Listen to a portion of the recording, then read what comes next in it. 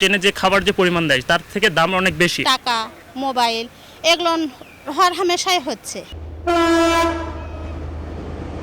Rajshahi rail station থেকে ছেড়ে যাওয়া একটি আন্তনগর ট্রেন এটি। খাবারের কোচে দেখা যায় নোংরা আর অস্বাস্থ্যকর পরিবেশ। মেনুতে অনেকগুলো খাবারের নাম লেখা থাকলেও দেওয়া হচ্ছে শুধু তেলে ভাজা রুটি, যা স্যান্ডউইচ বলে বিক্রি করা হচ্ছে অতিরিক্ত দামে।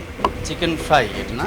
খাবারের মান নিয়ে অসন্তুষ্ট যাত্রীরা বলছেন বেশিরভাগ সময়ই ট্রেন থেকে নেমে বাইরের দোকান থেকে খাবার খেতে বাধ্য হন তারা। খিদা লাগে খেয়েছে, এখন স্বাস্থ্যকর কিনা। ট্রেনে যে খাবার যে পরিমাণ দেয় তার থেকে দাম অনেক বেশি এবং হচ্ছে খাবারের যে মান সেটা অনেক নিম্নমানের।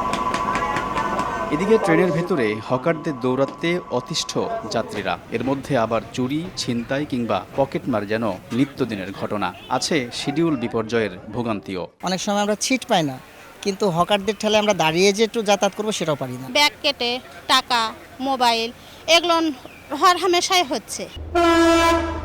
ট্রেনের কাঠামোতেও রয়েছে বড় দুর্বলতা। কোথাও নরবরে জানালা, কোথাও লক্কর ঝক্কর সিট, আবার কোথাও ভয়াবহ নোংরা টয়লেট। মেরামতের অভাবে রেললাইন মারাত্মক ঝুঁকিতে, প্রায়ই ঘটছে দুর্ঘটনা।